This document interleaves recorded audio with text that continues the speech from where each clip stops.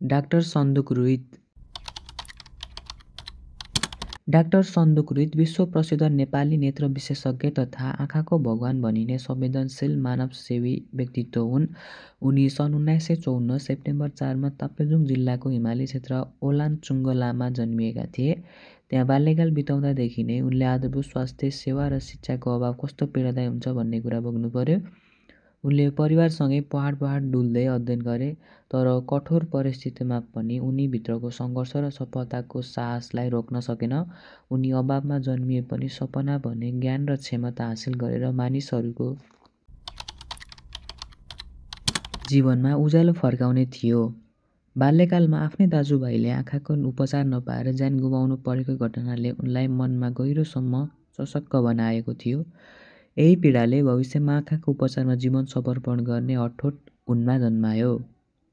उच्च शिक्षा प्राप्त गर्ने लक्ष्यका साथ उनी काठमाडौँ आए र कठिन सङ्घर्षको बीचमा पढाइ अगाडि बढाए।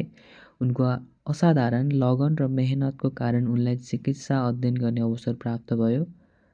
चिकित्साशास्त्र अध्ययन पुरा गरेपछि उनले भारत र अस्ट्रेलियामा गएर नेत्र विज्ञानमा विशेषज्ञता हासिल गरे। विश्वमै महँगो मानिने मोतीबिन्दु उपचारलाई उनी सबैका लागि सुलभ बनाउन चाहन्थे। त्यही सोचका कारण उनी सस्तो लगतमा उच्च गुणस्तरीय आँखाको लेन्स उत्पादन गर्ने प्रविधि विकासमा लागे र अन्ततः विश्वभर मान्यता प्राप्त सस्तो तर अत्यन्तै प्रभावकारी शल्यक्रिया पद्धति विकास गरेर लाखौँ मानिसको दृष्टि फिर्ता गराउने अभियानको नेतृत्व गरे।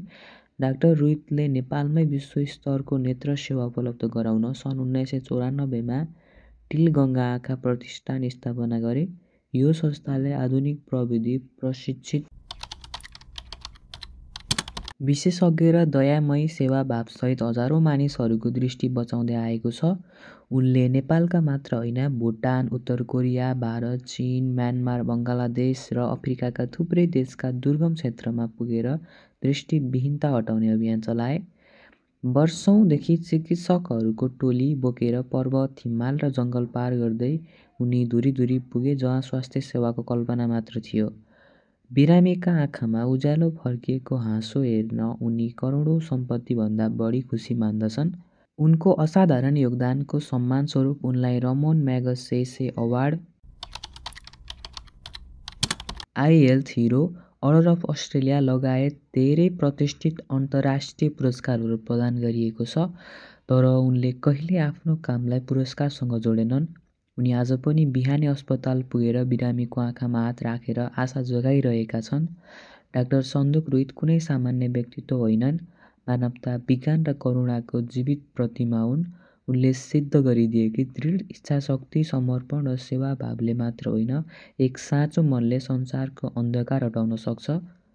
नेपालले जन्माएका उनी विश्वलाई उज्यालो बाँड्ने दुर्लभ खजाना तथा लाखौँको जीवनमा प्रकाश बन्न सफल महान व्यक्ति हुन्।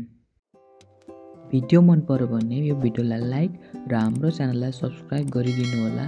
धन्यवाद।